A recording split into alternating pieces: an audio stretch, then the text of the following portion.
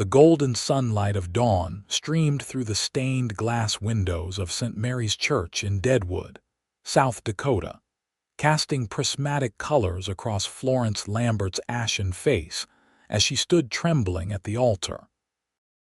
Her white-knuckled hands clutched a bouquet of prairie wildflowers so tightly that stems snapped beneath her grip, yet she barely noticed. In that moment, Florence felt as though she were drowning, despite standing on solid ground in a sea of expectant faces. The year was 1878, and at 20 years old, Florence was about to become Mrs. Victor Holloway, a man nearly twice her age who owned half the businesses in Deadwood. A man she did not love. "Do you, Florence Eliza Lambert, take this man to be your lawfully wedded husband?" Reverend Palmer's voice seemed to echo from miles away. The church fell silent. Her father's stern face in the front pew hardened with each passing second. Whispers rippled through the congregation. Florence opened her mouth, but no words emerged. Her vision blurred as tears threatened to spill.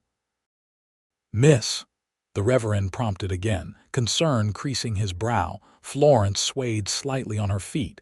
Victor reached for her elbow, his grip firm, possessive. The diamond ring he'd placed on her finger felt like a shackle. "She doesn't have to say yes." The voice, deep and steady, cut through the tension like a knife. Florence turned toward the sound, as did every other head in the church. Standing at the back, near the open doors, was a tall figure silhouetted against the morning light. As he stepped forward, she could make out the features of a man she'd seen around town, a cowboy with sun-weathered skin and eyes the color of the summer sky.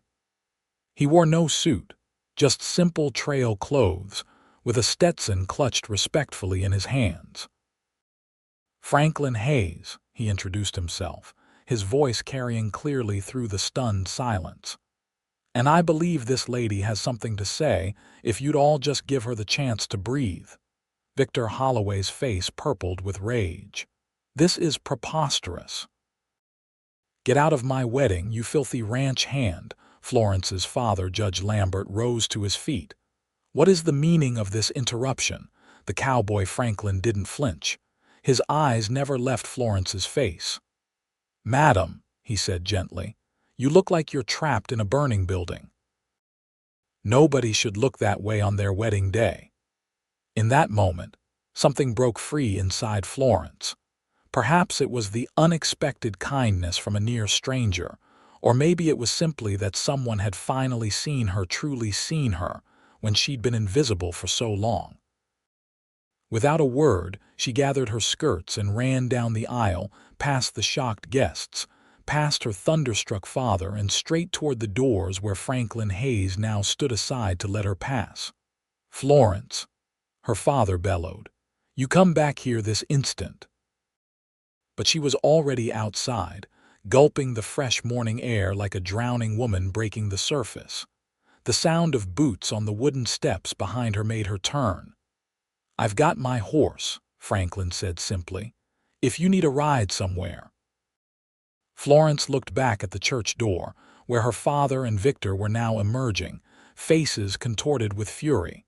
Then she looked at the kind-eyed cowboy who had just appended his life and hers with a single sentence.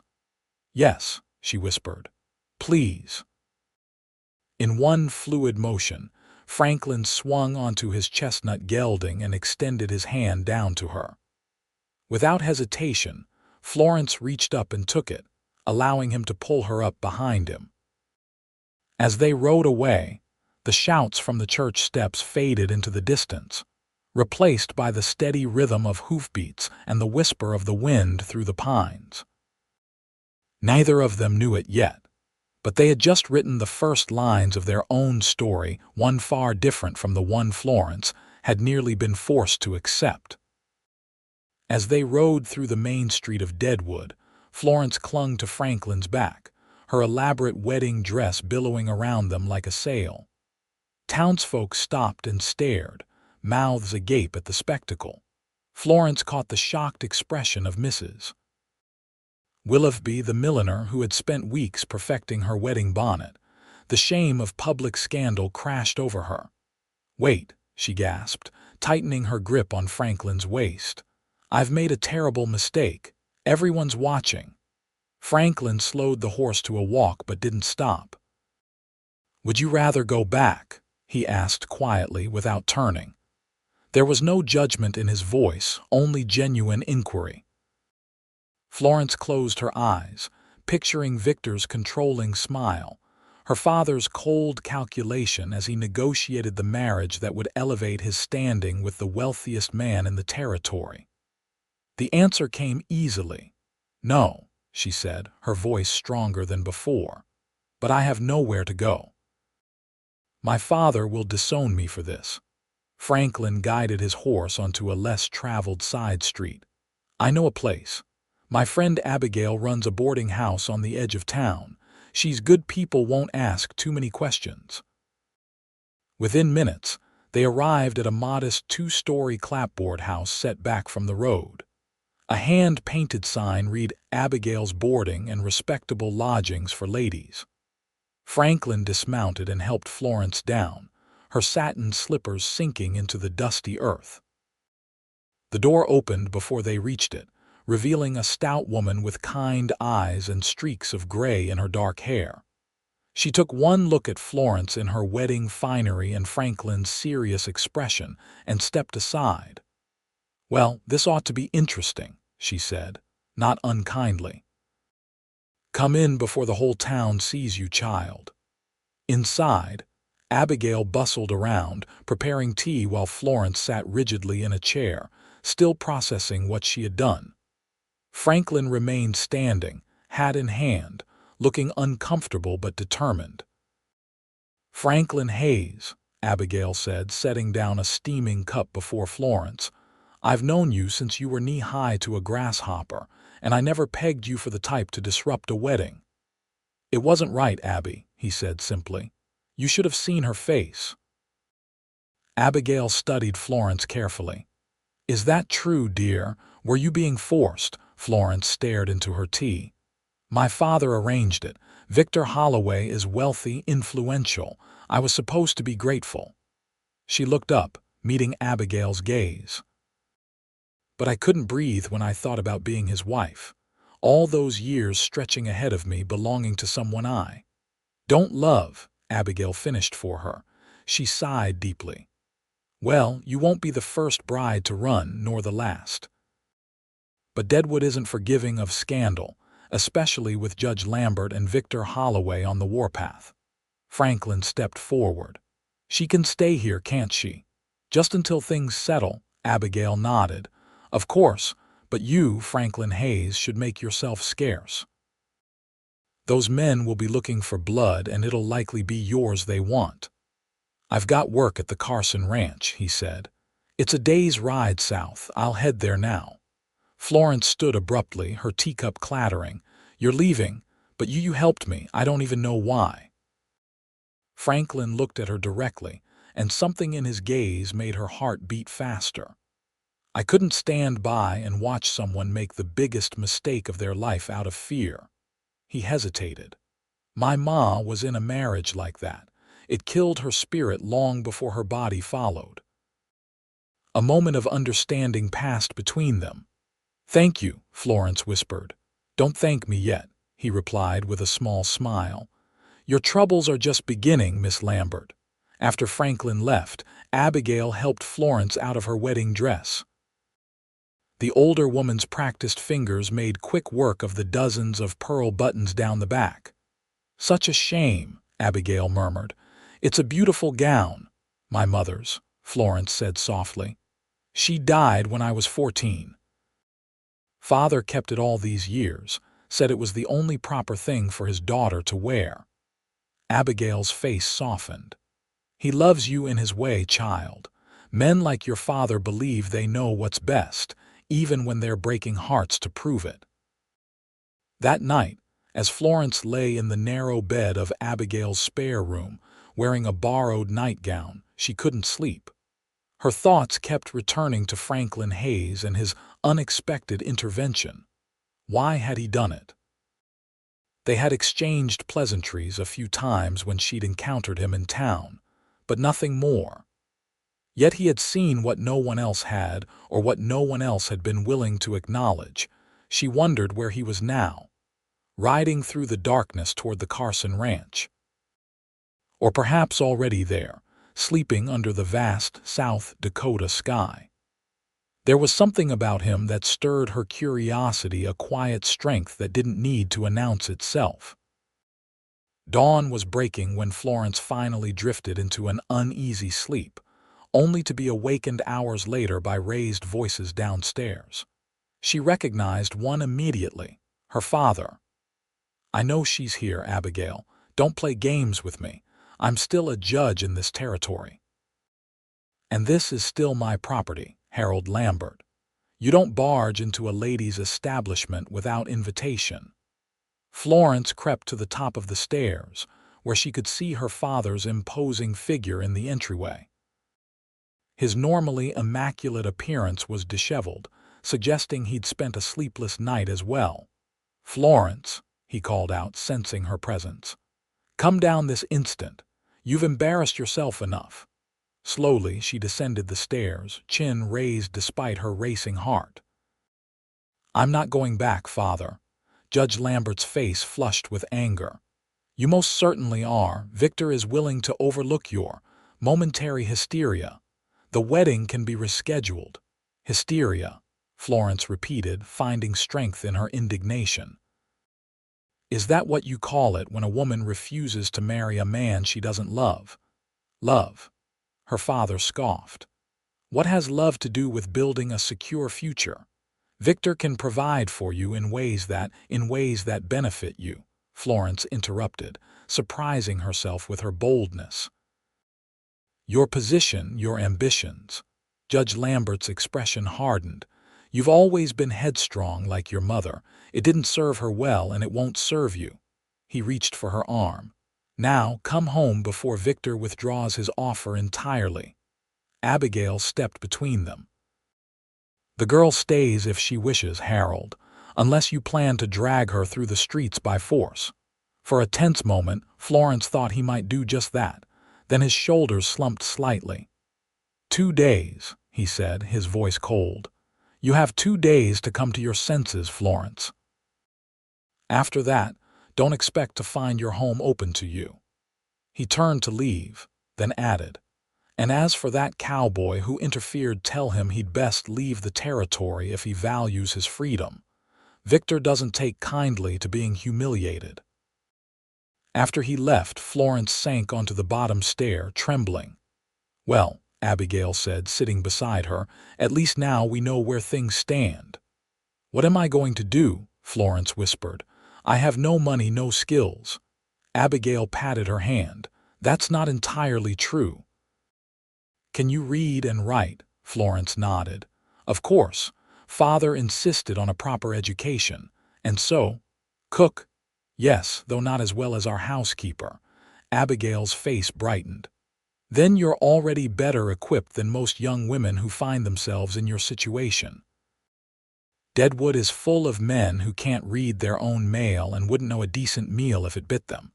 There's always work for a literate woman with nimble fingers." For the first time since fleeing the church, Florence felt a glimmer of hope. "You really think so?" "I know so," Abigail assured her. "But first, we need to get you some proper clothes. You can't keep wearing my old things, they hang on you like sacks." Over the next 2 days, Florence began to carve out a new existence for herself. Abigail introduced her to Mrs. Henderson, who ran a small dress shop and needed help with alterations. The work was tedious but satisfying, and Florence discovered she had a talent for delicate embroidery that Mrs. Henderson was quick to praise. "You've got an artist's eye," the shopkeeper remarked. "These flowers look ready to leap off the fabric." In the evenings, Florence helped Abigail with the boarding house accounts. The simple routine of rising with the sun, working with her hands, and falling into bed exhausted each night left little time for regret. Only in the quiet moments before sleep did she allow herself to wonder about Franklin Hayes. On the third day, just as Florence was settling into her new rhythm, a commotion outside the boarding house drew her to the window. A crowd had gathered in the street, and at its center stood Victor Holloway, flanked by two men she recognized as his business associates. "Florence Lambert," he called out, his voice carrying clearly. "I know you're in there. Come out and face me like a woman of honor." Abigail appeared at her side, face grim. The nerve of that man causing a scene. Florence felt sick. "What should I do?" "Nothing," Abigail said firmly. "You owe him nothing." But as Victor continued to call out, attracting more onlookers, Florence's resolve hardened. She would not hide like a criminal. Taking a deep breath, she straightened her borrowed dress and walked outside. The crowd fell silent as she appeared on the porch. Victor stepped forward, his handsome features arranged in an expression of wounded dignity. "Florence," he said, his voice softening to a tone she recognized as his most manipulative. "This foolishness has gone on long enough. Your father is beside himself with worry." "My father gave me 2 days to come to my senses," she replied evenly. "And I have. I won't marry you, Victor." Murmurs rippled through the crowd. Victor's face darkened momentarily before he regained his composure. "You're upset, confused. That cowboy filled your head with nonsense." "Franklin Hayes merely gave me the courage to follow my heart," Florence said, louder now, wanting the onlookers to hear. "He didn't make my decision for me." Victor stepped closer, lowering his voice so only she could hear. "You think this is a game? Your father is ruined if you don't come back. I've called in his debts." Florence paled. "What debts? Why do you think he was so eager for our match?"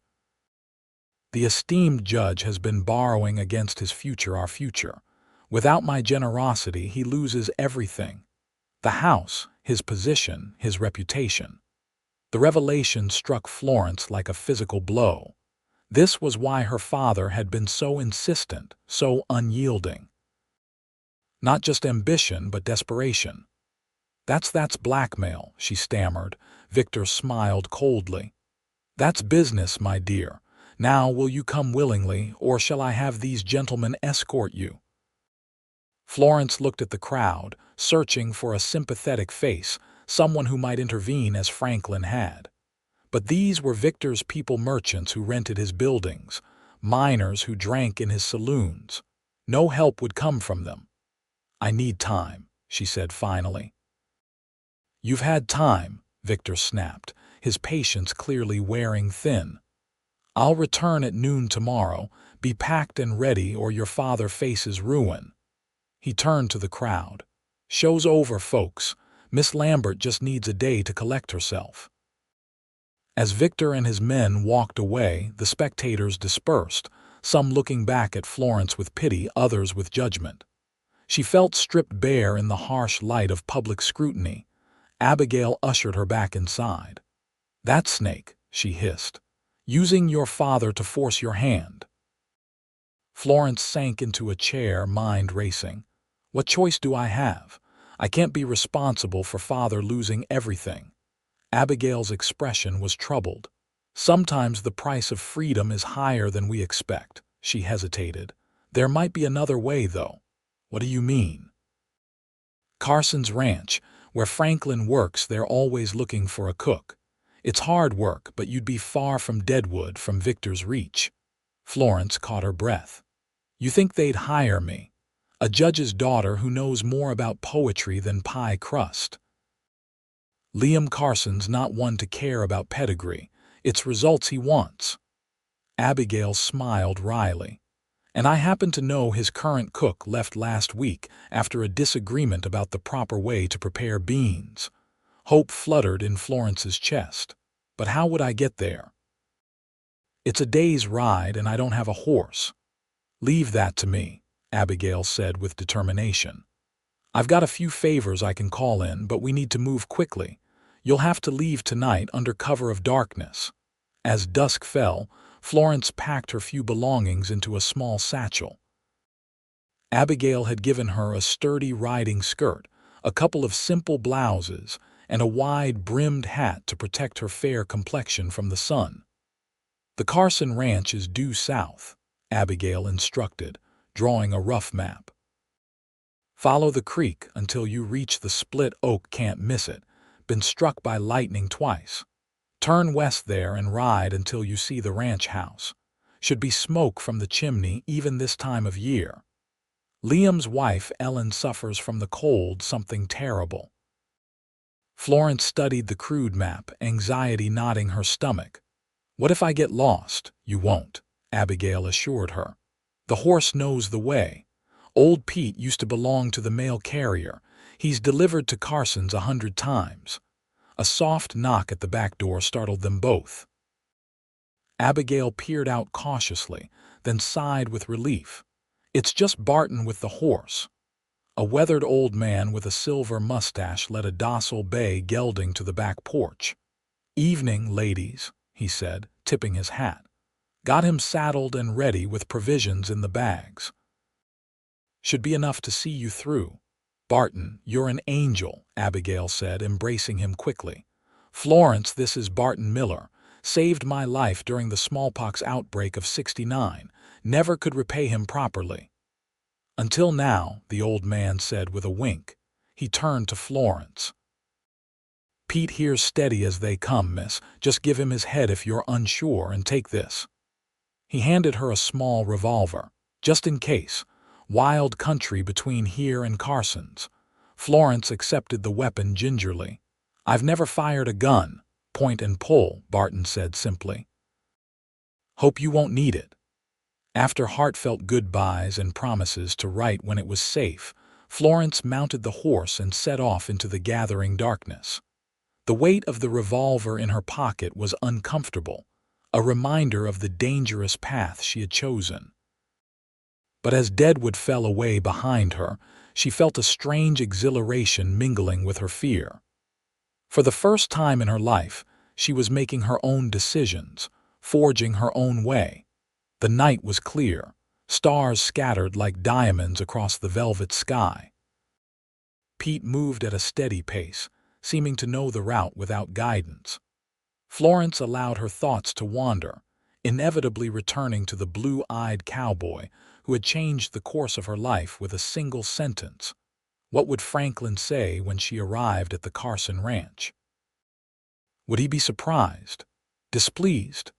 Perhaps he had already forgotten her, the runaway bride he had impulsively helped. The possibility stung more than she cared to admit. Hours passed in solitary contemplation. The landscape changed gradually, the dense pine forests giving way to rolling grasslands.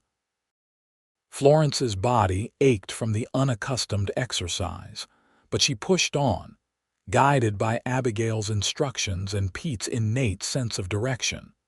Dawn was breaking when disaster struck. A sudden movement in the tall grass startled Pete, causing him to rear unexpectedly. Unprepared, Florence lost her grip and tumbled to the ground, landing hard on her side. Pain shot through her ankle as Pete bolted several yards away, finally stopping to graze as if nothing had happened. Florence tried to stand, only to collapse with a cry when she put weight on her injured foot. "Pete!" she called desperately, but the horse merely lifted his head, regarded her placidly, then returned to his breakfast of sweet grass. Tears of frustration welled in her eyes. So close to her destination, she could see smoke rising in the distance, presumably from the Carson Ranch, yet now she was stranded. She tried crawling toward Pete, but the horse maintained a maddening distance, always moving just beyond her reach. The sun climbed higher, beating down on her uncovered head. Her water flask lay in the saddlebag, tantalizingly out of reach. Florence began to feel lightheaded, the combined effects of pain, thirst, and exhaustion taking their toll. Just as despair threatened to overwhelm her, she heard the pounding of hooves. Looking up, she saw a rider approaching at a gallop. As the figure drew closer, her heart leaped in recognition. Franklin Hayes. He dismounted before his horse had fully stopped, kneeling beside her with concern etched on his sun-browned face. "Miss Lambert, Florence, what in God's name are you doing out here?" "Running away," she managed, relief making her dizzy. Again, a ghost of a smile touched his lips. "Seems to be becoming a habit with you." His expression sobered as he noticed her awkward posture. "You're hurt." "My ankle. I fell when Pete spooked. I think it's just a sprain, but I can't walk." Franklin nodded, all business now. "Let me have a look." His hands were surprisingly gentle as he examined her ankle, which had swollen to nearly twice its normal size. "Definitely sprained, maybe worse. We need to get you to the ranch." With efficient movements, he collected Pete, transferred her belongings to his own horse, and then returned to lift her in his arms as if she weighed nothing. The unexpected proximity made Florence acutely aware of his physical presence, the clean scent of soap and leather, the strength in his arms, the steady beat of his heart against her shoulder. "I can ride," she protested weakly. Franklin shook his head. "Not with that ankle." "I'll walk, lead both horses. Carson's isn't far now." As they made their slow way toward the ranch, Franklin asked the question she'd been dreading. "Does your father know where you are?" Florence looked away. "No, Victor threatened him. Apparently father owes him money." "If I don't marry Victor, he'll ruin father financially." Franklin's jaw tightened. "So you're running to protect your father from the consequences of his own poor decisions. When you put it that way, it sounds foolish." "Not foolish," Franklin said quietly. "Brave. Misguided, perhaps, but brave." They crested a small rise, and the Carson Ranch spread out before them, a substantial main house, several outbuildings, corrals, and fenced pastures where cattle grazed in the distance. It was larger and more prosperous-looking than Florence had expected. "It's beautiful," she breathed. Franklin nodded. "Carson started with nothing 20 years ago, built all this through hard work and fair dealing. He's a good man to work for." As they approached the main house, a woman emerged onto the porch, small and wiry, with graying auburn hair escaping from a practical bun. Her shrewd gaze took in the situation at a glance. "Franklin Hayes, what trouble have you brought to my doorstep this time?" Despite her words, her tone was kind. "Mrs. Carson, this is Miss Florence Lambert. She had an accident on her way here. Sprained ankle." Ellen Carson's eyebrows rose at the name. "Lambert, the judge's daughter. The one who—" she stopped herself, apparently thinking better of finishing that thought. "Well, never mind that now. Bring her inside, Franklin. The blue room should do." Within minutes, Florence found herself settled on a comfortable bed, her swollen ankle being expertly wrapped by Mrs. Carson while Franklin hovered awkwardly in the doorway. "Franklin says you're looking for work," Mrs. Carson said without preamble, her fingers never pausing in their task. Florence swallowed nervously. "Yes, madam, I was hoping. Abigail mentioned you needed a cook." Can you cook?" "I can learn," Florence said with more confidence than she felt. Ellen Carson studied her for a long moment, then nodded briskly. "Fair enough. Can't be worse than the last fellow, who thought salt was the only seasoning God intended." She finished bandaging the ankle and stood. "You'll stay in bed today and tomorrow. After that, we'll see if you can stand long enough to learn your way around my kitchen." With that, she bustled out, pausing only to give Franklin a significant look that Florence couldn't interpret. Left alone with Franklin, Florence suddenly felt shy. "Thank you," she said softly, "for finding me. Again." He moved into the room, taking the chair beside her bed. "I didn't find you. You found us." His expression grew serious. "But you should know, Victor Holloway isn't a man who gives up easily. If he's threatened your father, he means it. And if he discovers where you've gone—" "He won't," Florence insisted. "No one knows except Abigail, and she wouldn't tell." Franklin didn't look convinced. Just be careful. Deadwood isn't that far and news travels. Are you sorry I came? She asked, suddenly uncertain. His blue eyes held hers for a long moment. No, he said finally, but I'm sorry for the trouble that might follow you. Before she could respond, a booming voice from downstairs called Franklin's name. That's Carson, he explained, rising. I'd better go explain why I'm not mending fences like I'm supposed to be. At the door, he paused. Rest that ankle, Mrs. Carson doesn't suffer malingerers, but she doesn't expect miracles either. After he left, Florence lay back against the pillows, exhaustion finally claiming her. Despite the pain in her ankle and the uncertainty of her situation, she felt a strange contentment. For the first time in years, perhaps since her mother died, she was exactly where she wanted to be. The next 2 days passed in a blur of rest and recovery. Ellen Carson proved to be a brisk but kind caretaker, bringing trays of simple, nourishing food and checking Florence's ankle with professional expertise. Were you a nurse during the war, Mrs. Carson? Florence asked during one such examination. Ellen nodded. Union Field Hospital in Virginia. That's where I met Liam. He was a cavalry officer, took a Confederate bullet in his thigh. Her voice softened with memory. Stubborn man refused to let them take the leg, even when gangrene set in. I cleaned that wound every day for 3 months. Her eyes met Florence's.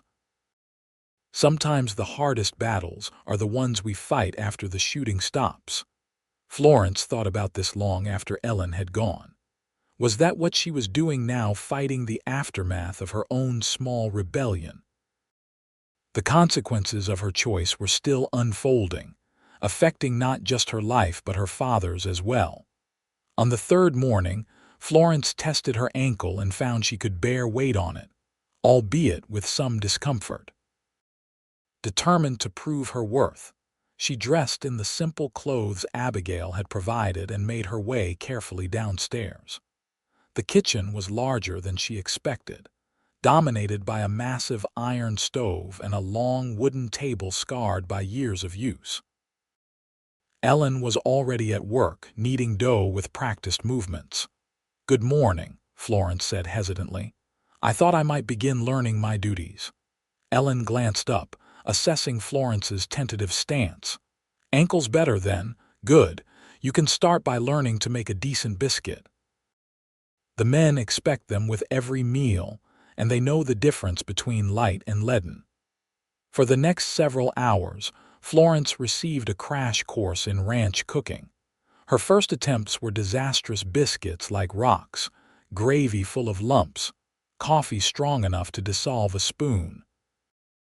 But Ellen was a patient teacher, and by midday, Florence had produced a batch of biscuits that, while not perfect, were at least edible. Not bad for a first try, Ellen conceded. You've got good hands, quick and light, just need practice.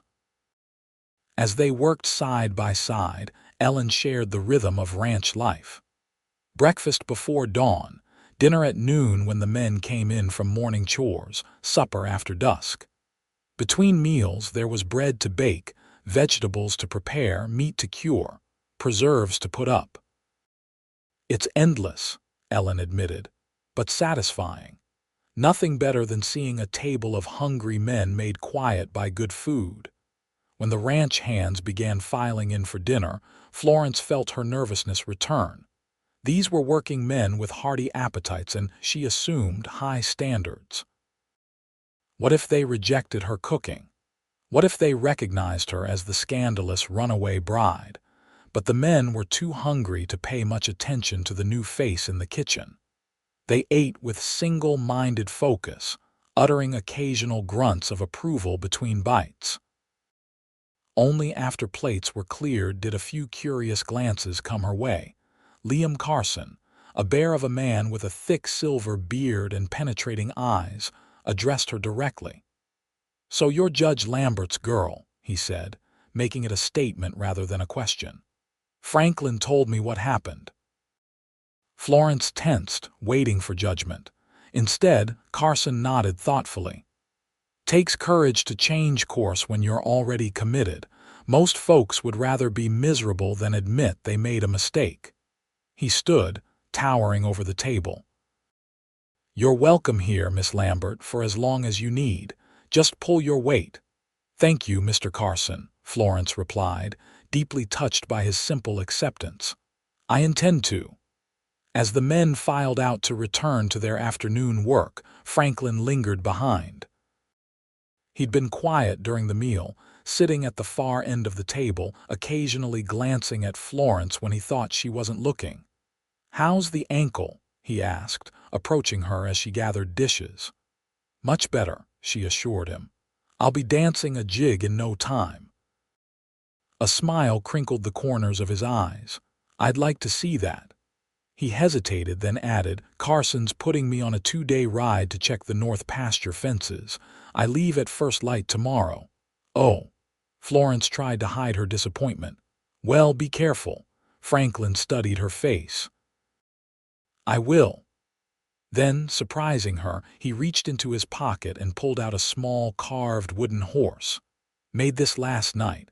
Thought you might like a better memory of horseback riding than your tumble with Pete. Florence accepted the carving, running her fingers over the smooth lines. It was beautifully done, the horse caught mid-stride, mane and tail flowing. It's wonderful, she said softly. I didn't know you were an artist. Franklin shrugged, looking embarrassed. Just something to pass the time during winter evenings. He turned to go, then paused. Those biscuits weren't half bad, by the way. Better than my first attempt at fence mending. After he left, Florence stood holding the small wooden horse, a warmth spreading through her chest that had nothing to do with the heat of the kitchen. Ellen, observing quietly, smiled to herself but said nothing. The next 2 weeks established a rhythm to Florence's new life. Her ankle healed completely, and her cooking skills improved daily under Ellen's guidance. She learned to prepare hearty stews, flaky pies, and bread that rose reliably. The ranch hands, initially skeptical of the city girl in their midst, warmed to her as her confidence and competence grew. Franklin returned from his fence-mending expedition and fell back into the routine of ranch work. Florence saw him at meals, occasionally exchanged a few words when their paths crossed, but both seemed hesitant to acknowledge the current that ran between them. One evening, as Florence sat on the porch shelling peas, Franklin joined her, whittling another small animal from a block of pine. Mrs.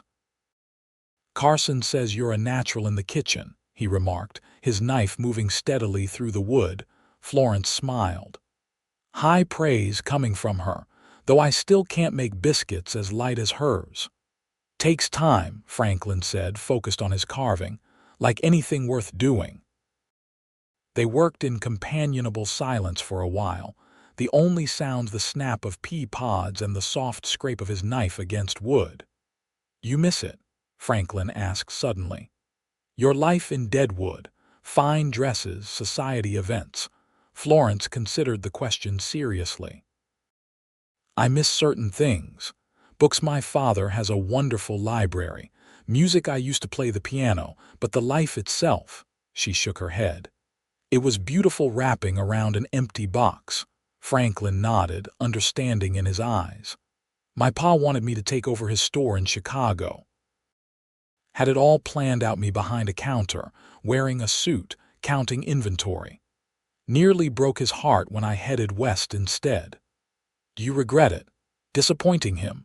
Franklin looked out at the vast landscape before them, the setting sun painting the plains gold and crimson. No, he said simply. This is where I belong.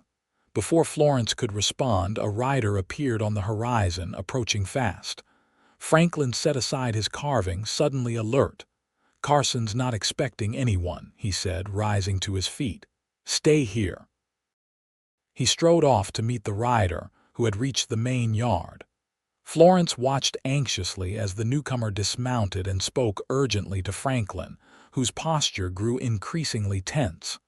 After several minutes, Franklin returned to the porch, his expression grim.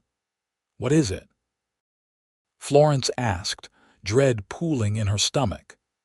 "That was Barton Miller from Deadwood," Franklin said, confirming her worst fears. "Victor Holloway's hired men are searching for you. They've been to every ranch and homestead within 30 miles of town." Florence's hands trembled, spilling peas across her apron. "How did they know to look for me at ranches?" "Someone talked," Franklin said darkly. "Doesn't matter who, point is they're getting closer. Barton rode out to warn us ahead of them." "What should I do?" Florence whispered, the peaceful life she'd been building suddenly threatened. Franklin ran a hand through his hair. "Carson says you can stay. He's not afraid of Holloway or his men." "But I can't put everyone here at risk," Florence protested. "If Victor's men come here looking for trouble." "We can handle trouble," Franklin insisted, a hard edge to his voice she hadn't heard before. Florence stood, gathering the scattered peas into her apron. "No, I won't have violence because of me. There must be another way." Franklin was quiet for a long moment, then said, "There might be. But you're not going to like it." That night, Florence, Franklin, and the Carsons gathered in the ranch house parlor after the other hands had retired to the bunkhouse. Barton Miller joined them, having accepted Carson's invitation to stay the night. "Holloway's men will be here within 2 days, according to what I heard in town," Barton reported. 4 of them, experienced guns. They're not being subtle about their intentions, either talking openly about bringing the judge's daughter back, willing or not. Liam Carson's expression was thunderous. "No man forces a woman off my land against her will." "I appreciate that, Mr. Carson," Florence said, "but I won't be the cause of bloodshed." Franklin, who had been standing by the window looking out into the darkness, turned to face the room. "There's a settlement about 3 days' ride west of here, Clearwater, small but growing. They've got a church, a school, respectable place." Ellen nodded. "I have a cousin there, Martha Everett, runs the general store since her husband passed." "If Florence could get there," Franklin continued, "she'd be beyond Holloway's immediate reach. He doesn't have influence that far west." Barton rubbed his chin thoughtfully. "It could work, but getting there's the problem. Those hired guns are watching the trails." "Not all of them," Franklin said. "There's a route through the high country, difficult terrain but passable this time of year. I could get her there safely." All eyes turned to Florence, who felt the weight of the decision pressing down on her. Once again she was running, leaving behind people who had shown her kindness. But what choice did she have? "When would we leave?" she asked finally. "First light," Franklin answered. "Before Barton returns to town, if anyone asks, he never saw you here." Ellen rose and came to stand before Florence, taking her hands. "I'll write to Martha. She'll look after you until—" She glanced at Franklin. "Until things settle." The unspoken question hung in the air. Would things ever truly settle as long as Victor Holloway was determined to claim what he considered his? That night, Florence packed her few belongings with a heavy heart. The small wooden horse Franklin had carved her went into the pocket of her riding skirt, a talisman of sorts. Outside her window, the vast prairie stretched beneath a canopy of stars, the same stars that would guide them on their journey tomorrow. A soft knock at her door startled her from her reverie. Opening it, she found Ellen with a bundle in her arms. "A few things for the journey," the older woman explained, placing the bundle on the bed. "Food, a canteen, some medical supplies, and this." She unwrapped a small Derringer pistol. "It was mine during the war. I pray you won't need it, but a woman should have means to protect herself." Florence accepted the weapon gingerly. "Thank you for everything, I wish." "I know, child," Ellen said, embracing her briefly. "Life rarely follows the paths we plan. But sometimes the unexpected turns lead to better destinations." She stepped back, her eyes suspiciously bright. Now get some rest. Dawn comes early." As promised, they set out before sunrise, Franklin leading the way on his chestnut gelding while Florence rode a steady mare Ellen had chosen specifically for her. Barton and the Carsons saw them off with few words but many meaningful looks. 3 days to Clearwater if the weather holds, Franklin told her as they rode away from the ranch. "We'll stick to high ground where we can, keep watch for any sign of pursuit." The first day passed uneventfully, the landscape changing as they climbed into more rugged terrain. Florence, now a more confident rider, kept pace with Franklin without complaint despite the challenging trail. They spoke little, each lost in their own thoughts, the gravity of their situation weighing on them. That evening they made camp in a sheltered hollow near a small stream. Franklin built a fire, keeping it low to minimize the smoke, and prepared a simple meal from the provisions Ellen had provided. As they ate, Florence finally voiced the question that had been troubling her. "Why are you doing this, Franklin? Risking so much for someone you barely know?" He was quiet for so long she thought he might not answer. Then, staring into the fire, he said, "My sister Hannah. She was like you, pretty, educated, full of life. Our father arranged a marriage for her with his business partner, a man 3 times her age with grown children. She begged him to reconsider, but father was determined." His voice grew rough with emotion. "The night before the wedding, Hannah walked into Lake Michigan and didn't come back." "Oh, Franklin," Florence whispered, horror-struck. "I'm so sorry." He looked up, meeting her eyes across the fire, his own reflecting the flames. "When I saw you at that altar, looking like you couldn't breathe, it was like seeing Hannah again. I couldn't stand by this time." Understanding dawned on Florence. The depth of his involvement in her life wasn't just kindness or attraction, but a form of redemption, a chance to save someone when he couldn't save his sister. "I'm not Hannah," she said gently. "You don't owe me this." "I know you're not," he replied, his gaze steadier now. "You're Florence Lambert, who makes terrible biscuits but tries again anyway. Who reads Shakespeare to the chickens because she thinks they're bored. Who hasn't complained once about sleeping on the ground or riding until she's saddle sore." His words warmed her more than the fire. "You noticed all that." "I notice everything about you," Franklin admitted quietly. The confession hung between them, neither quite ready to reach for what it offered. Instead, Florence busied herself with clearing the remains of their meal while Franklin checked on the horses one last time before they settled for the night. As darkness enveloped them completely, Franklin spread his bedroll a respectful distance from hers. "Try to get some sleep," he advised. "Tomorrow's trail is steeper." Florence lay awake long after Franklin's breathing had deepened into sleep, staring up at the star-filled sky. For all the uncertainty ahead, she felt strangely at peace. Whatever happened in Clearwater, whatever Victor Holloway might do, she was following her own path now. Dawn brought low clouds and a chill wind, promising rain before nightfall. They broke camp quickly and set off, climbing higher into the hills. The terrain grew increasingly difficult, narrow trails skirting steep drops, dense thickets that required careful navigation, stream crossings where the water ran swift and cold. By midday, the promised rain began, a fine, persistent drizzle that soaked through their clothes and made the trails treacherous with mud. Florence's mare grew skittish on the slippery ground, requiring all her concentration to control. "There's an old trapper's cabin about an hour ahead," Franklin called back to her over the rising wind. "We can wait out the worst of it there." The hour stretched to 2 as conditions worsened, the drizzle becoming a steady downpour.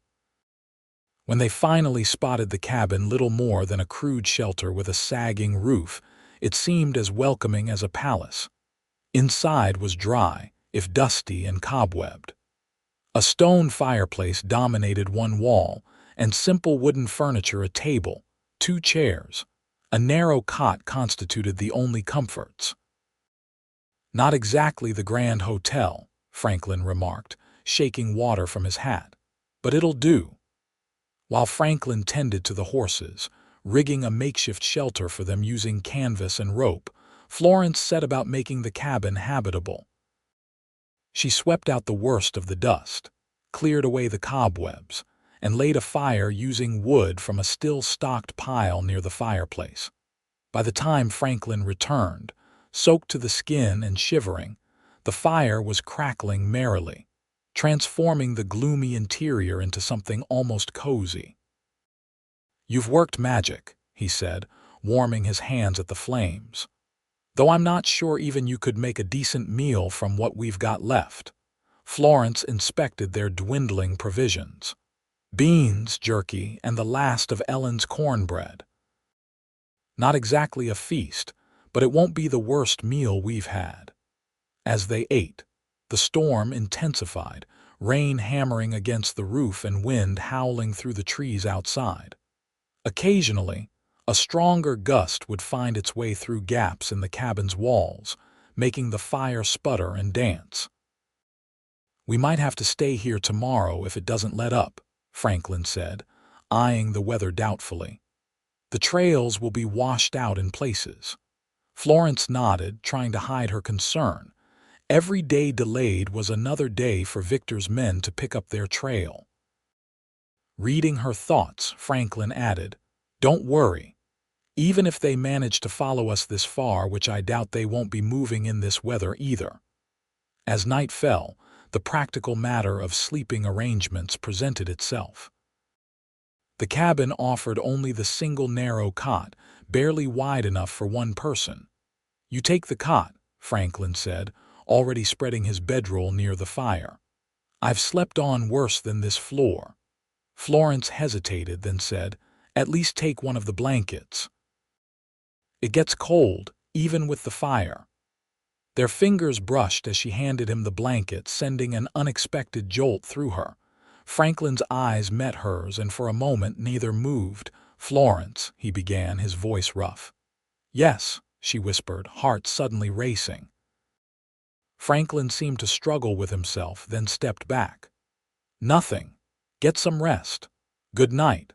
"Good night, Franklin," she replied, disappointed and relieved in equal measure. Sleep came fitfully to Florence that night, disturbed by the storm and by thoughts of the man sleeping just feet away. In the dim firelight, she could make out his profile, strong and steady even in repose. What would have happened if he had not stepped back? If he had closed that small distance between them? Morning brought no respite from the rain, though it had settled into a steady rhythm rather than the violent storm of the previous night. After a sparse breakfast, Franklin ventured out to check on the horses and assess the trail conditions. He returned looking grim. "Trails washed out in several places. We'd be risking the horses to try it today." He removed his hat, shaking off water. "We'll have to wait another day." Florence accepted the news with outward calm, though inwardly she chafed at the delay. To distract herself, she inventoried their supplies, organized their gear, and even attempted to patch a hole in the cabin's roof where water had begun to drip through. Franklin watched her bustling activity with a mixture of amusement and admiration. "You've taken to this rough living better than most city girls would." She paused in her work. "I'm finding that I'm not the person I thought I was, or perhaps I'm becoming who I was always meant to be." She smiled wryly. "Though I doubt my finishing school teachers would approve of my current situation alone in a cabin with a man who is not my husband." "Scandalous indeed," Franklin agreed, returning her smile. "What would Judge Lambert say?" "He'd be appalled," Florence said, then sobered. "I wonder if he's truly all right. Victor's threat to ruin him. Your father's survived this long in frontier politics. He's not without resources or allies," Franklin assured her, And you can't set yourself on fire to keep others warm, Florence, even those you love." She nodded, grateful for his understanding. As the day wore on, they fell into an easy companionship, sharing stories of their lives before their paths crossed. Franklin told her about growing up in Chicago, his father's mercantile business, his decision to head west against family wishes. Florence spoke of her mother's death, the loneliness of being an only child, the books that had been her escape. "I always dreamed of adventure," she admitted. "Stories of far-off places, dramatic happenings. Be careful what you wish for, I suppose." "Do you regret it?" Franklin asked. Running away, Florence considered the question carefully. "No," she said finally. "I regret hurting my father. I regret the scandal that's surely followed. But I don't regret choosing my own path, even if it's harder than the one that was planned for me." Franklin nodded, understanding in his eyes. Freedom always comes with a price. The question is whether it's worth paying, and is it? "For you?" Florence asked, genuinely curious. "Every day," he replied without hesitation. As evening approached, the rain finally ceased, leaving a world washed clean and gleaming in the last rays of sunlight. Franklin suggested they stretch their legs before nightfall, and Florence eagerly agreed, desperate for fresh air after being confined all day. They walked a short distance from the cabin, the wet grass soaking the hems of Florence's skirts. The forest around them dripped and sparkled, the air fresh and pine-scented. "It's beautiful," Florence breathed, taking in the rainbow that had formed over the distant hills. Franklin watched her rather than the view, a softness in his expression she hadn't seen before. "Yes, it is." She turned to find him looking at her intently, and heat rose to her cheeks. "Franklin." Whatever she might have said next was lost as the sound of approaching horses reached them. Franklin tensed, pushing Florence behind him as he drew his revolver. "Get back to the cabin," he ordered quietly. Now, Florence hesitated, torn between obeying and staying by his side. "What if it's them? Victor's men? Then you definitely need to get to the cabin," Franklin insisted. "Go." "I'll be right behind you." Heart pounding, Florence gathered her skirts and ran back to the relative safety of the cabin. She retrieved Ellen's derringer from her bag, her hands trembling as she checked that it was loaded. Outside, she could hear male voices more than one and Franklin's deeper tones responding. Were they friendly travelers, or had Victor's men found them? The thought sent ice through her veins. The door opened and Franklin entered, his expression unreadable. "It's Carson's men," he said. "Barton sent them after us. Victor's men reached the ranch yesterday, searching for you." Relief mingled with fresh fear. "Was anyone hurt?" "The Carsons, they're fine," Franklin assured her. "Carson convinced them you'd never been there, that I'd left on a regular fence riding job. But they're watching the ranch now, and Barton was worried they'd figure out which way we'd gone." "So Carson sent men to warn us," Franklin nodded, "and to escort us to Clearwater by a different route. One Victor's men won't know to watch." One of Carson's ranch hands, a weathered man named Jenkins, appeared in the doorway. "Trail's clear to the south.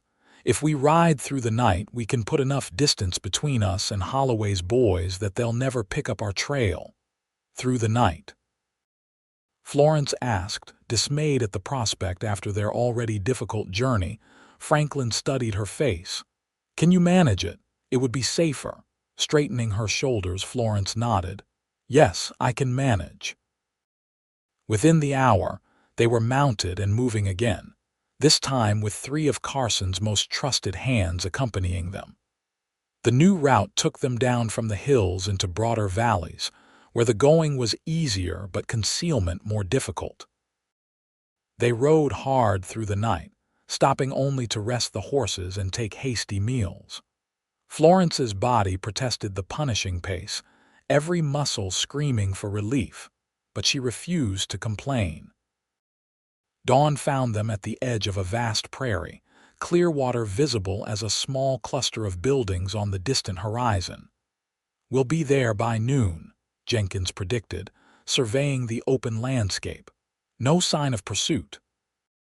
The final stretch of their journey passed without incident, and as promised, they reached Clearwater as the sun reached its zenith. It was smaller than Deadwood, less developed, but Florence saw immediately that it had the makings of a proper town: a church with a tall steeple, a schoolhouse, a row of businesses along the main street. Martha Everett's general store stood at the center of town, a two-story building with living quarters above the shop. The woman who greeted them was Ellen Carson's opposite, in appearance tall and angular where Ellen was petite, with silver-streaked black hair pulled into a severe bun, but she shared her cousin's direct manner. "So you're Florence Lambert," she said, looking Florence up and down. "Ellen's letter said you were in some trouble. Didn't mention you'd be bringing half the territory's cowboys with you." Franklin stepped forward. "Franklin Hayes, madam. The men are heading back to Carson's ranch now that we've delivered Miss Lambert safely." Martha nodded briskly. "Well, come in then. You look dead on your feet, girl. When did you last sleep in a proper bed?" As Jenkins and the other hands departed, Franklin lingered. "I should check the town, make sure we weren't followed," he told Florence, not quite meeting her eyes. "Will you come back?" she asked, suddenly afraid this was goodbye. "Of course," he assured her. "We need to discuss next steps." After he left, Martha showed Florence to a small but clean room above the store. "It's not fancy, but it's private. Baths down the hall. I'll have hot water sent up. You look like you could use it." Left alone, Florence sank onto the edge of the bed, overwhelmed by the events of the past weeks. From runaway bride to ranch cook to fugitive, each roll further from the life she had been raised to expect. And now here she was in Clearwater, a town she'd never heard of until days ago, dependent on the kindness of a stranger. The promised bath revived her spirits somewhat, and clean clothes, simple but well-made garments Martha provided, made her feel human again. When she descended to the store's private sitting room, she found Martha preparing tea. "Franklin Hayes is back," Martha informed her. "Said to tell you he's secured rooms at the hotel and will call on you tomorrow after you've rested." Florence felt a pang of disappointment that he hadn't waited to see her, followed immediately by guilt at her selfishness. The man had risked everything to help her. He deserved rest as much as she did. "Now," Martha said, pouring tea into delicate cups that seemed at odds with her practical nature. "Suppose you tell me exactly what kind of trouble has you running across the territory with a cowboy escort." Florence hesitated, then decided honesty was the only fair approach given Martha's hospitality. She related the entire story: the arranged marriage, Franklin's intervention, her time at the Carson ranch, and Victor's pursuit. Martha listened without interruption, her expression growing increasingly grave. When Florence finished, she set down her teacup with a decisive click. "Well, that explains a few things," she said, "including why there are already strangers in town asking questions about new arrivals." Florence's blood ran cold. "What? But how could they? Holloway's not without resources," Martha said grimly. "And men talk. Someone in Clearwater must have connections to Deadwood." She studied Florence thoughtfully. "The question is, what do you intend to do now?" It was the question Florence had been avoiding since they'd left Carson's ranch. What was her plan? She couldn't keep running forever. Sooner or later she would have to face the consequences of her choices. "I don't know," she admitted. "I thought I'd have more time to figure it out." Martha's expression softened slightly. "Ellen says you're a hard worker. I could use help in the store. And Clearwater's growing. There might be other opportunities for a well-bred young woman with education. You'd let me stay, even knowing the trouble I've brought." Trouble finds its way to everyone's door eventually, Martha said philosophically. At least yours is honest trouble, not of your own making. That night, Florence slept deeply for the first time in days, secure in the knowledge of four walls and a locked door between her and the world. She dreamed of Franklin, not dramatic rescues or passionate declarations, but simple moments, sitting together on the Carson Ranch porch, sharing a meal by firelight, the brush of his hand against hers as they rode side by side. Morning brought sunshine streaming through curtained windows and the sounds of a town beginning its day. Florence dressed in one of Martha's loaned outfits, a practical blue cotton dress with a white collar, and went downstairs to find the store already open for business. Martha was helping a customer select fabric, but she nodded toward the back room where Franklin waited, hat in hand, looking uncharacteristically uncomfortable in the feminine space. "You're here early," Florence greeted him, suddenly shy. Franklin turned, and the genuine pleasure that lit his face at the sight of her sent warmth coursing through her. "Didn't want to waste daylight," he said. Then, more quietly, "You look rested and pretty." The simple compliment brought color to her cheeks. "Thank you for everything, Franklin. I don't know how I'll ever repay you." "No repayment necessary," he insisted. "But we need to talk. Martha says there are men in town asking questions." Florence nodded. "She told me. Do you think they're Victor's men?" "Almost certainly. They're staying at the hotel, keeping to themselves mostly, but watching. I saw them at breakfast." His expression hardened. "We need to decide what to do." "What can we do? I can't keep running forever." Franklin paced the small room, agitation evident in every line of his body. "You could go further west, California maybe, or north to the Dakotas, somewhere beyond Holloway's reach." The thought of continuing her flight alone, without Franklin, without even the distant support of the Carsons, filled Florence with dread. "And live in fear forever." "Always looking over my shoulder," she shook her head. "There must be another way." "There might be," Martha said, entering the room and closing the door firmly behind her. "But neither of you is going to like it." Both Florence and Franklin turned to her expectantly. "Marriage," Martha stated bluntly. If Florence were married legally, properly married, Holloway would have no claim on her, regardless of what arrangement he had with her father. Florence gaped at the older woman while Franklin went absolutely still. "I'm not suggesting a marriage of convenience to some stranger," Martha continued, her shrewd gaze moving between them. "I've seen how you two look at each other. There are worse foundations for a marriage than mutual respect and attraction." "Martha," Florence protested, mortified. Franklin cleared his throat. "Miss Everett, with all due respect, that's not a decision to be made under duress." Martha raised an eyebrow. "Isn't it? Most marriages throughout history have been made under some form of pressure, economic, social, familial. At least you two actually seem to care for one another." With that parting shot, she left them alone again, the silence stretching awkwardly between them. Finally, Franklin spoke. "She's not entirely wrong. About the legal protection, I mean. Is that the only part she's right about?" Florence asked softly, gathering her courage. Franklin's eyes met hers, and the intensity she saw there made her breath catch. "No," he admitted. "But this isn't how I would have wanted to.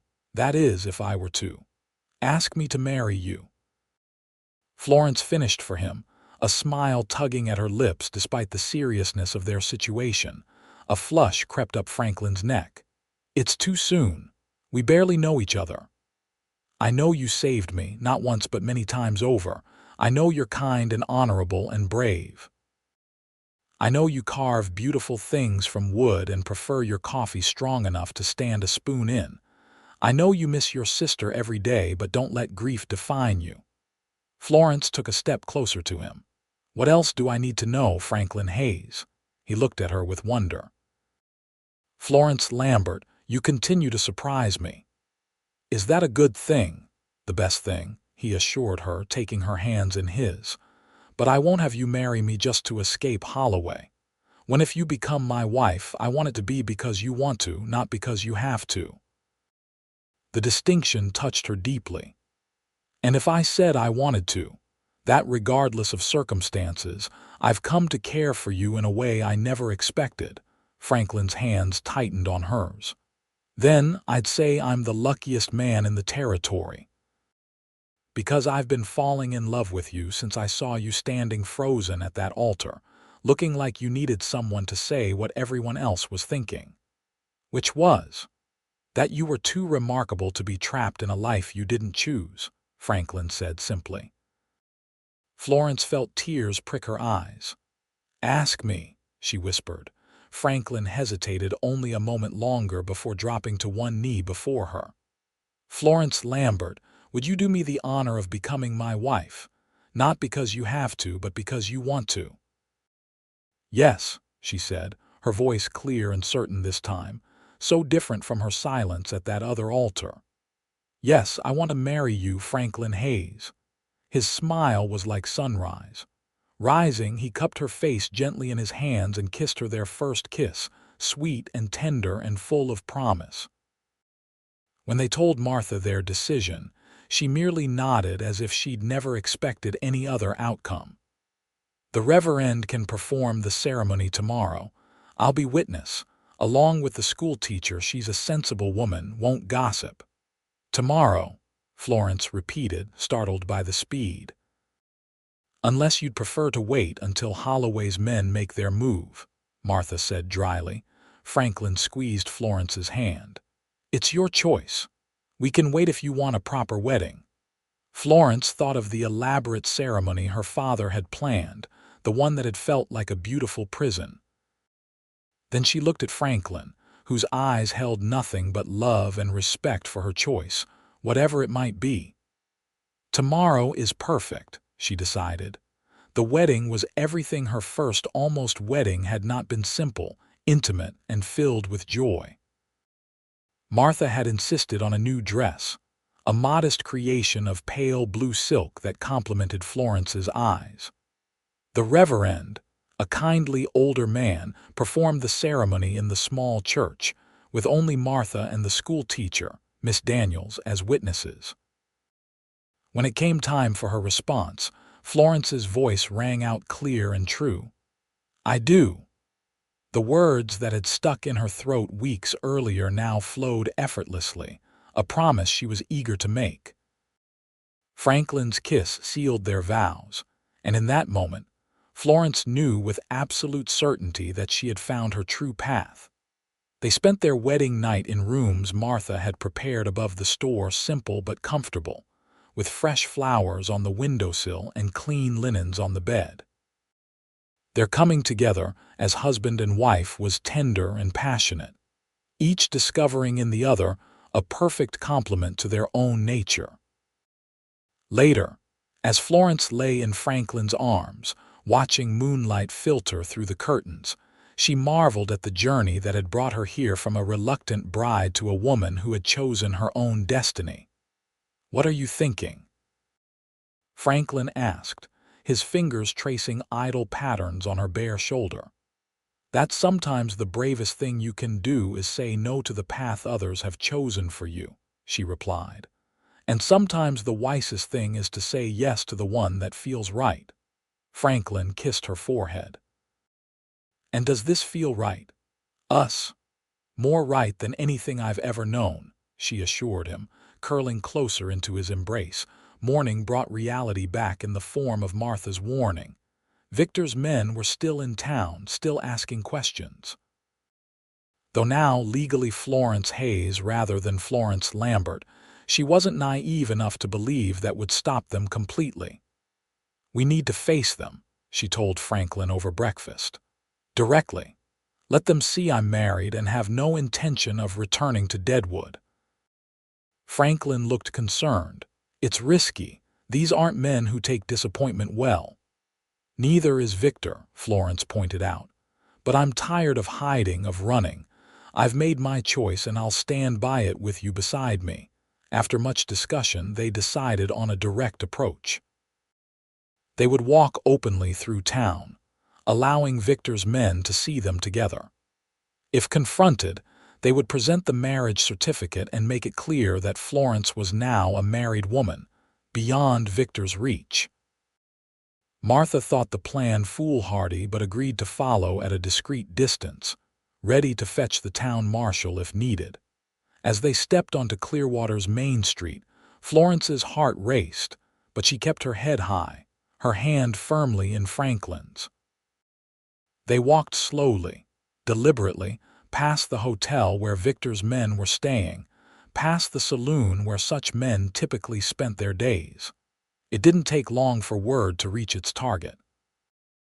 As they approached the general store on their return journey, two men stepped out into the street before them, hard-faced strangers with the unmistakable bearing of hired guns.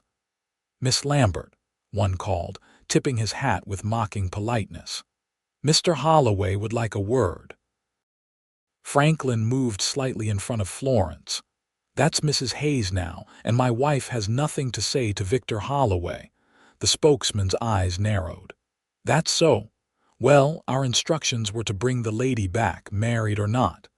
"Your instructions don't matter here," Franklin replied evenly. "This is Clearwater, not Deadwood. Holloway has no authority."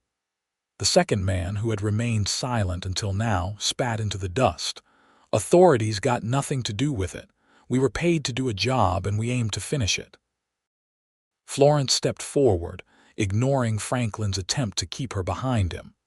"You can tell Victor that I made my choice freely. I am Franklin Hayes's wife, and I will not be returning to Deadwood. Whatever arrangement he had with my father is null and void." The men exchanged glances, clearly unprepared for her directness. The first man recovered quickly. "Lady, our job is to bring you back, not deliver messages." "Then your job will remain unfinished," Franklin stated firmly. "My wife stays with me." Tension crackled in the air as the four stood facing each other in the dusty street. Florence was acutely aware of bystanders pausing to watch, of doors closing as shopkeepers ushered customers to safety, of Martha presumably hurrying for the marshal. The confrontation might have escalated further had not a new voice entered the fray, one that Florence recognized instantly, though she could scarcely believe her ears. "That will be all, gentlemen. Your services are no longer required." All heads turned to see Judge Harold Lambert dismounting from a travel-worn horse, his normally impeccable appearance somewhat diminished by dust and fatigue, but his authority undiminished. "Father," Florence gasped. Judge Lambert ignored his daughter momentarily, focusing on Victor's hired guns. "Mr. Holloway has withdrawn his interest in this matter. You'll find your final payment waiting in Deadwood, along with instructions to cease pursuit." The men looked uncertain, clearly thrown by this unexpected development. "Unless you'd prefer to explain to the local marshal why you're threatening a legally married woman in his jurisdiction," the judge added pointedly. That decided them. With sullen nods and dark looks at Franklin, they retreated, mounting horses tethered outside the hotel and riding out of town without further comment. Only then did Judge Lambert turn his attention to his daughter and her new husband. His expression softened as he took in Florence's appearance, healthy, clear-eyed, standing tall beside the man she had chosen. "Florence," he said, his voice rougher than she remembered, "you look well." "I am well, Father," she replied cautiously. "This is Franklin Hayes, my husband." Franklin extended his hand. "Sir." After a moment's hesitation, Judge Lambert shook it. "Mr. Hayes, I understand I have you to thank for disrupting my daughter's wedding. And I have you to thank for raising a daughter brave enough to know her own mind," Franklin countered smoothly. A ghost of a smile touched the judge's lips. "Touché." He turned back to Florence. "Might we speak privately?" Franklin looked to Florence, leaving the decision to her. She nodded. "Of course. Martha has rooms we can use." Once settled in Martha's sitting room, the same place where Florence and Franklin had decided to marry, an awkward silence fell. Florence waited, determined that her father would be the first to speak. Finally, Judge Lambert sighed deeply. "I owe you an apology, Florence. I was wrong to try to force you into marriage, even one I believed would secure your future." The simple admission stunned her. In all her life, she had never heard her father acknowledge a mistake. "What changed your mind?" she asked. "Your mother," he replied unexpectedly. "Or rather, my memory of her. After you ran, after the scandal died down somewhat, I found myself alone in that big house, thinking about what Agnes would say if she could see what I'd done." He looked down at his hands. "She would have been ashamed of me. She married me for love against her family's wishes. I dishonored her memory by trying to deny you the same choice." Tears welled in Florence's eyes. "I didn't want to hurt you, Father, but I couldn't marry Victor. I just couldn't." "I know that now," he acknowledged. "It took me too long to see it, but I finally did. That's why I came looking for you myself, instead of leaving it to Holloway's men." "And Victor? You said he withdrew his interest." Judge Lambert's expression hardened slightly. "Let's just say I found leverage that convinced him to pursue other opportunities. He won't trouble you again." Franklin, who had been listening quietly, spoke up. "And Judge Lambert's debts, the ones Victor threatened to call in." "Exaggerated," the judge admitted. "I owe Holloway money, yes, but not enough to ruin me. It was primarily a tactic to pressure Florence." He looked at his daughter with regret. "I allowed him to use it because it served my purposes at the time. I'm not proud of that." Florence absorbed this information, feeling a complex mixture of relief, anger, and forgiveness. "So what happens now?" she asked finally. "That depends on you," her father replied. "I've come to bring you home if you wish it, or to give you my blessing if you prefer to stay with your husband." The choice was clear to Florence. "Franklin and I are married, Father. We've built a life together." She reached for Franklin's hand, drawing strength from his steady presence. "But I would like you to be part of that life if you can accept my choices." Judge Lambert looked between them, assessing the genuine bond he saw. "I believe I can, Florence. Your mother would expect no less of me." In the days that followed, an unexpected peace settled over the three of them. Judge Lambert remained in Clearwater, getting to know his new son-in-law and reconnecting with his daughter. He was surprised to discover that Franklin Hayes was not merely a cowboy, but a man of intelligence and integrity, with plans to establish his own ranch someday. "Carson's offered me a partnership," Franklin explained over dinner one evening. "He's getting older, looking to step back from daily operations." "And you have the experience to step in," the judge observed. Franklin nodded. "I've been saving. Not enough for my own spread yet, but with the partnership." He glanced at Florence. "We could build something real, something that would last." "I'd like that," Florence said softly. "A home of our own." Judge Lambert cleared his throat. "Perhaps I could help with that." "Not as a loan," he added quickly, seeing Franklin's expression. "Consider it a belated wedding gift, an investment in my daughter's happiness." Franklin and Florence exchanged looks, having already discussed the importance of making their own way. But they also recognized the olive branch being extended. "We'd be honored," Franklin said finally. "Thank you, sir." Before returning to Deadwood, Judge Lambert had one more conversation with his daughter, walking with her through Clearwater's small park as autumn painted the trees in gold and crimson. "Your mother would be proud of you," he told her. "She always said you had her spirit. I tried to tame it, shape it into something I understood. I was wrong." Florence squeezed his arm. "You did what you thought was best, perhaps, but the best intentions can cause the deepest wounds." He patted her hand. I'm glad you found someone who sees your spirit as a gift, not something to be contained. Franklin understands me, she said simply. He gives me room to be myself while standing beside me when I need support. That's what marriage should be, her father acknowledged. Your mother taught me that, though I fear I forgot the lesson after she was gone. When Judge Lambert departed for Deadwood, he left behind not only his blessing but also the deed to a promising piece of land near Carson's ranch, fertile valley property with a creek running through it, perfect for the cattle operation Franklin and Florence envisioned. Within 6 months, they had established the beginnings of their ranch, which they named New Horizon. A modest cabin served as their first home, with plans for a larger house once the business was established. Florence surprised herself with how quickly she adapted to ranch life, finding satisfaction in work that had tangible results. Ellen and Liam Carson were frequent visitors, as was Martha Everett, who had become something of a surrogate mother to Florence. Even Judge Lambert made the journey twice a year, gradually rebuilding his relationship with his daughter and developing genuine respect for his son-in-law. One crisp autumn evening, a year after their hasty wedding, Franklin and Florence sat on the porch of their cabin, watching the sun set over their land.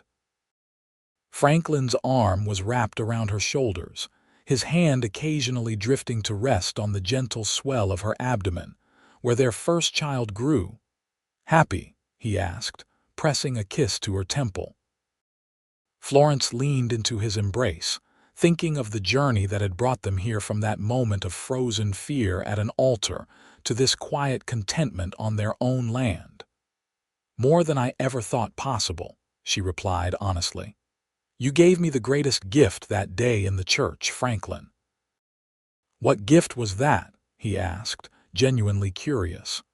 "The knowledge that I didn't have to say yes to a life I didn't want." She turned in his arms to face him.